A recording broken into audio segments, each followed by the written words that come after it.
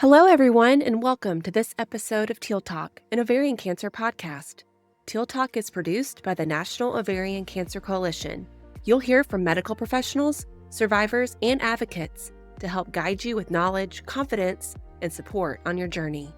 Don't forget to subscribe, leave a comment with topics you'd like to hear about, and follow us on social media at NOCC National. This episode of Teal Talk is made possible thanks to the support of people like you and our generous sponsor, Merck.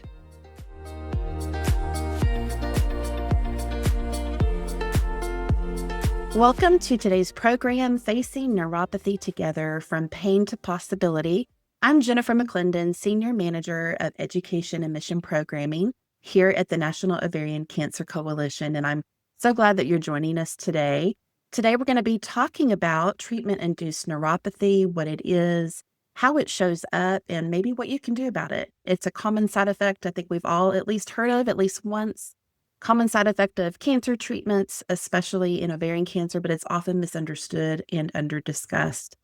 So we know that it can impact your quality of life, your everyday tasks, affect our mood, sometimes even put a strain on relationships. But we know there's hope and there's help, and that's why we're honored today to be joined by Dr. Elizabeth Thayer, who is a Gynecologic Oncology Fellow and an awardee of NOCC's Quality of Life Research Award, which is looking into neuropathy and management strategies. So Dr. Thayer, we're so glad to have you. Welcome to the program today.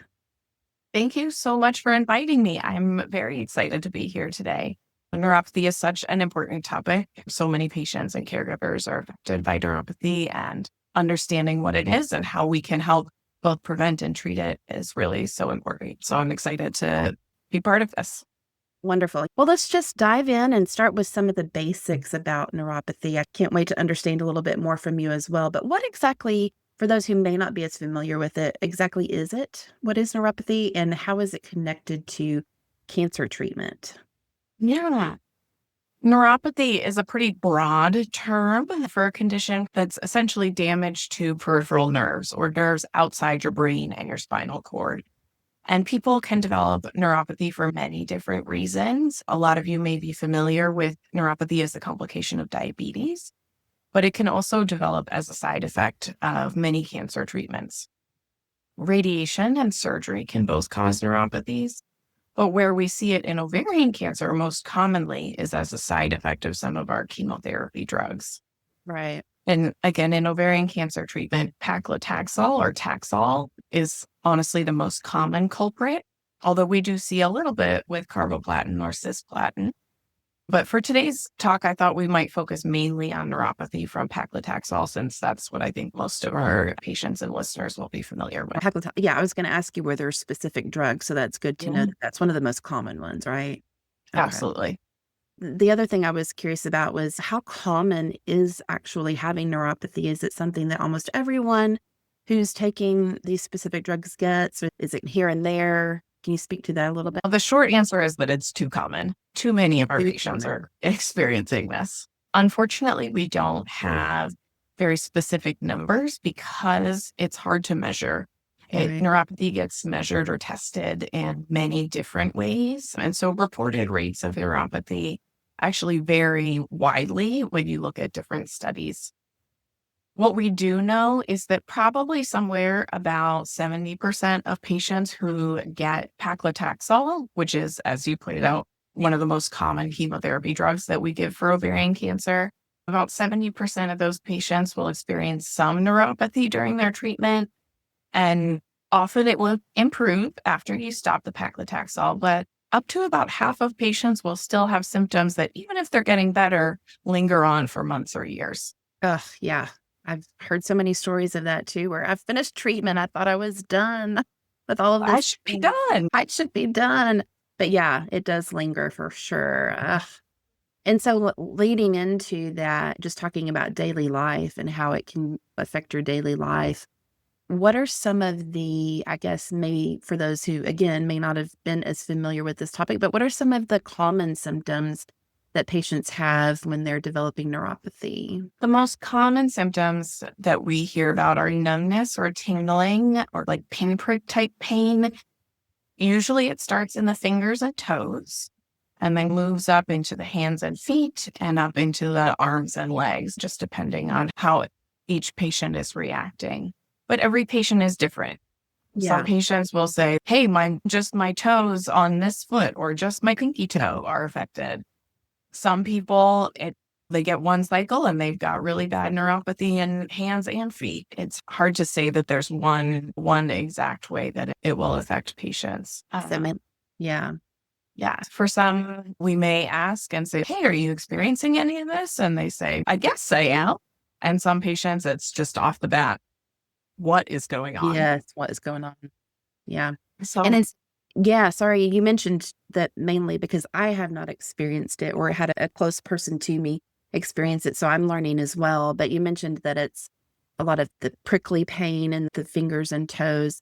Does that accompany with any other symptoms? Like one of my friends has a lot of numbness and sometimes like an itching feeling. I don't know if that's common. yeah, the numbness is definitely common.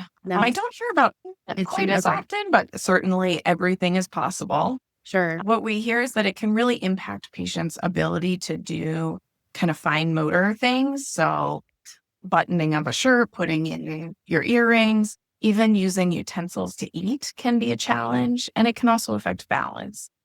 So all of these different everyday tasks may be affected. And how do you see, one of the things I was thinking about was how common is falling?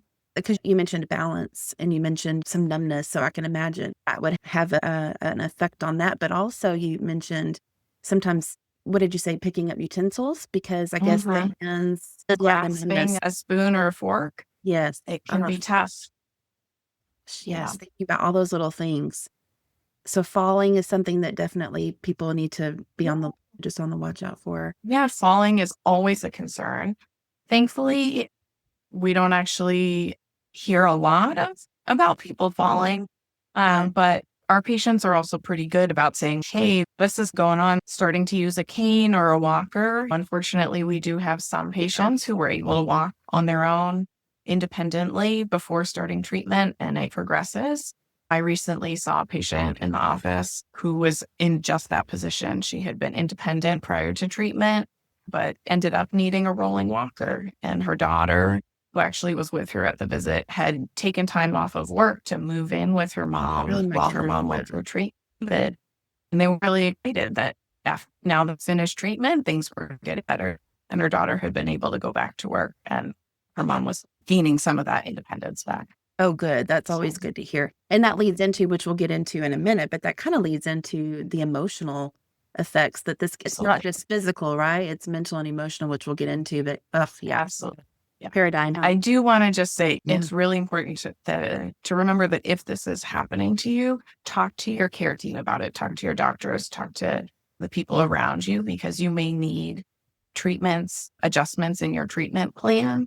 There are ways we can mitigate some of that. So if it's really taking a toll and having an impact on your day-to-day life, it's important to talk to your treatment team about that.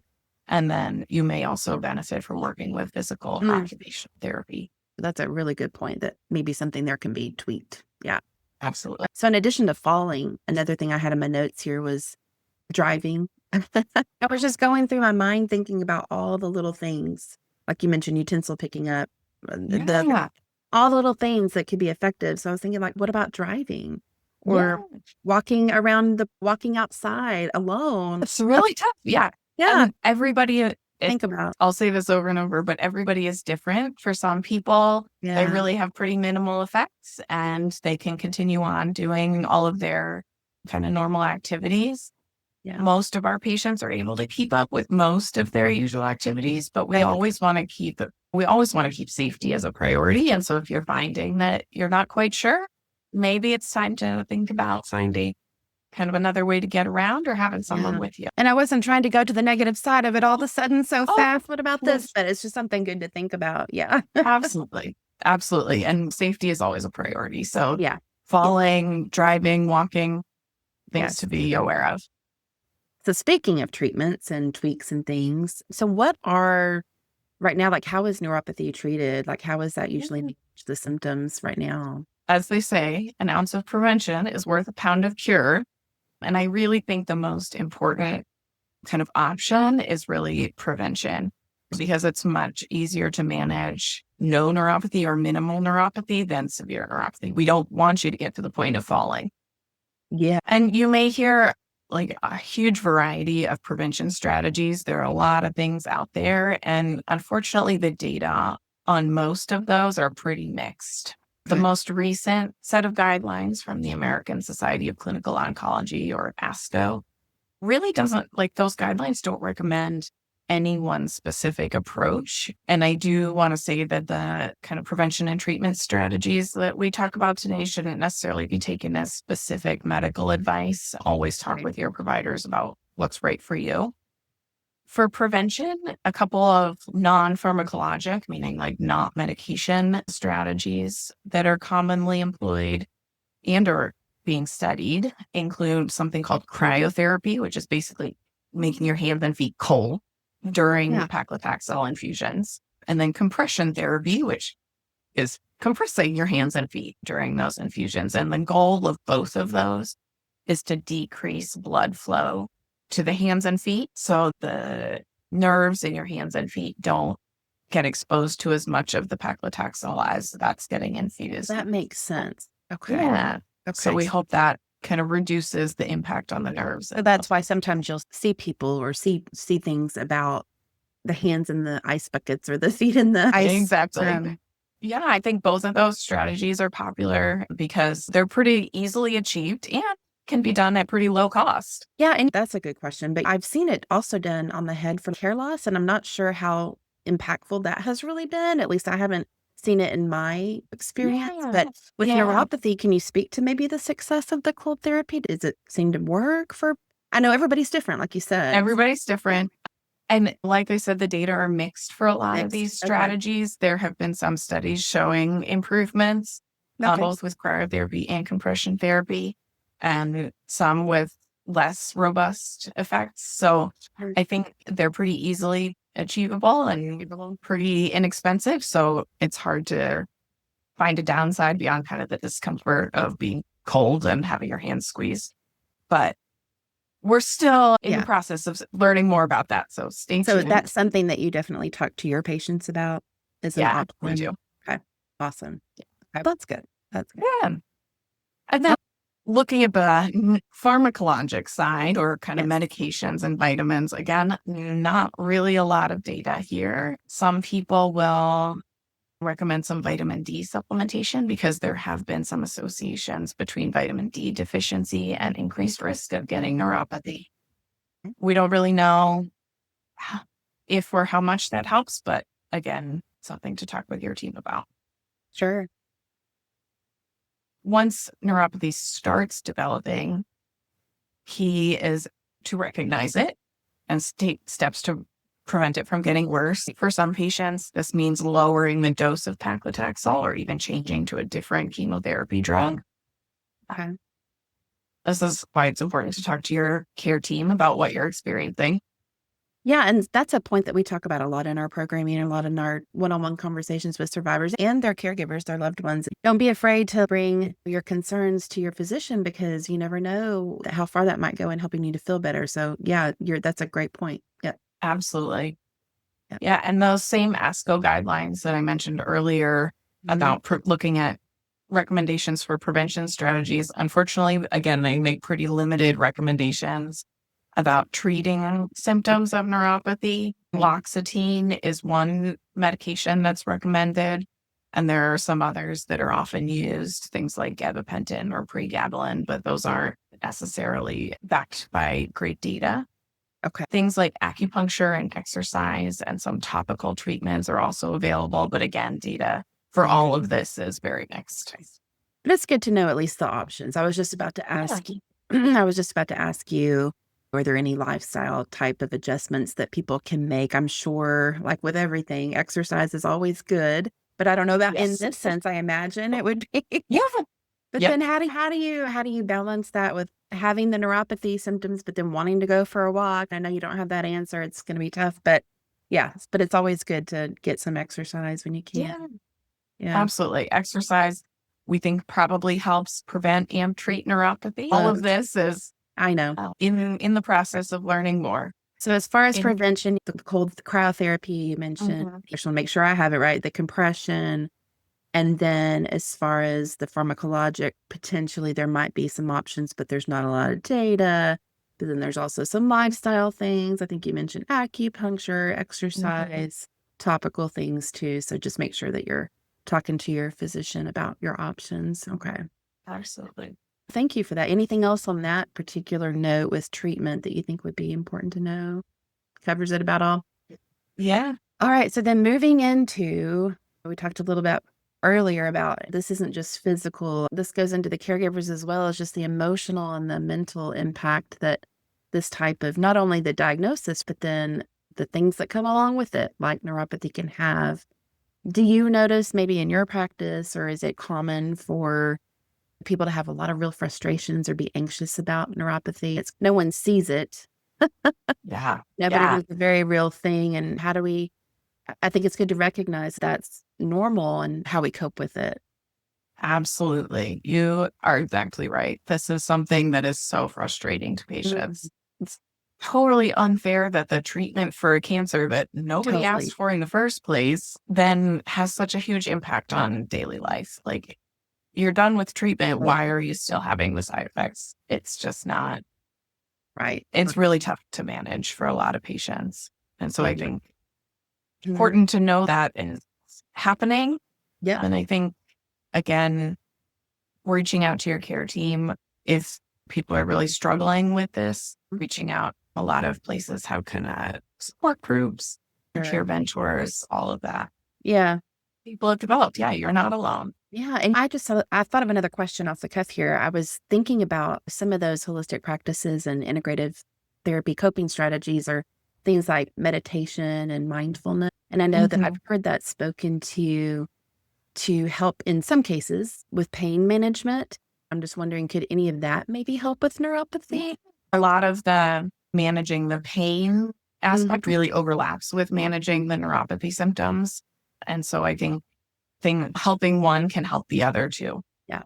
Caregivers, they're through it all with them as well by their side, and they're seeing their loved one go through all of this. And I'm sure themselves have a hard time dealing with seeing their loved one go through such pain and just the challenge of it. So how would you suggest that caregivers can best support maybe their loved one that's going through neuropathy?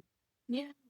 And thank you so much for including caregivers in the conversation, because I think too often the kind of sacrifices that they make are not recognized. And so it's really important to think about how caregivers and patients can work together, and surrounding patients with support and understanding can really help make managing those symptoms possible.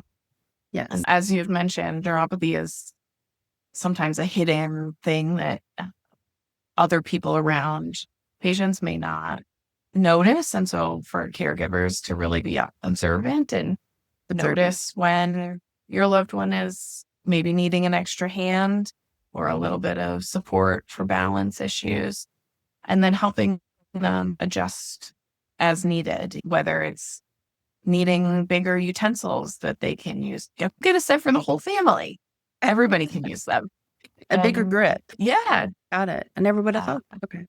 And it's also important for caregivers to pay attention to their own well-being. Yes. As cancer affects everybody around the patient. There are plenty of resources through the National Ovarian Cancer Coalition and others, resources available for caregivers too. Yes, absolutely. I'm glad you brought that up too about helping them just to adjust to their environment. Like you said, I never would have thought about bigger utensils for a better grip or moving a table closer, not just thinking that they're lazy, but they just can't get to the table. And this is why. Yeah. Though, yeah, learning about this together is definitely a good thing. And just, I would encourage caregivers too, to also have those emotional check-ins with your loved one. Just, how are you doing? How is this? How can we address such and such today? What can we do better? How can I help better? And yeah, it's all good. So, absolutely. Yeah. But I know it's easy to feel discouraged when you're going through something like this, especially with neuropathy on top of it. But there's always hope, and there's always a horizon line in terms of progress and where we're headed.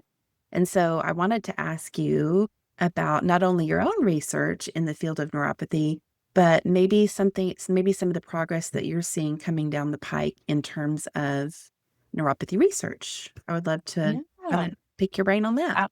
Absolutely. Neuropathy, as I've said, I think probably about at least 20 times now, data are mixed. We don't really know. We're working, we're learning. And really, neuropathy is a hot topic in research right now. And I think that there are a lot of exciting things coming. I think personally, I'm most excited about the prevention trials and research we're doing into what really is working for prevention. There's a national trial right now called ICE Compress, which is looking at, as we were talking about, the cryocompression or cold therapy plus compression therapy. So using those together, and that trial is enrolling patients who are getting paclitaxel for actually any solid tumor. So it's ovarian cancer, among others. Okay. And they are comparing 3 different neuropathy prevention strategies: cold plus compression, continuous compression, so like squeezing throughout the infusion, and then cyclic compression, so squeezing release throughout the paclitaxel infusion. So that's a big national trial. And then here at my home institution, thanks in part to funding from the NOCC, we are running a trial for neuropathy prevention that is comparing cryocompression alone, so cold plus compression alone, to cold cryocompression or cold plus compression, plus a drug called cilostazol. And cilostazol has actually been around for a long time and is used outside of the cancer realm. But there was actually a small trial in breast cancer patients getting paclitaxel that showed actually really encouraging results with a greater than 50% decrease in the number of patients developing neuropathy that was severe enough to impact their day-to-day life. Wow. So we're seeing how that worked in the gynecologic cancer realm and are studying the benefit of combining this drug with a pretty established safety profile and available as a generic. What is that drug usually given for? I'm just curious. Yeah, it's given for peripheral vascular disease, actually. So like patients who have claudication, there is some overlap with the ovarian cancer population, but not necessarily a ton. This drug is on the Walmart $5 list, so pretty readily available. So we're hoping that combining that with the cryocompression will come at it from 2 different angles. That sounds great. Yeah, I'm excited about that work. Yeah. And then I also just wanted to mention that quality of life metrics are increasingly important in a lot of the large trials of new cancer drugs. And so I think we'll see an increased value placed on kind of that quality of life impact, and neuropathy is certainly part of that. Wonderful. So 2 really great trials going on there and some other things regarding quality of life. Well, before we wrap up, it's that time already. Dr. Thayer, again, thank you so much for being here. But is there maybe one piece of advice or something that you would like listeners to take away from the program today? Yeah, thank you so much for having me. I think the best advice I have for you is to be open about what you're experiencing with yourself, with your support system, and with your medical team.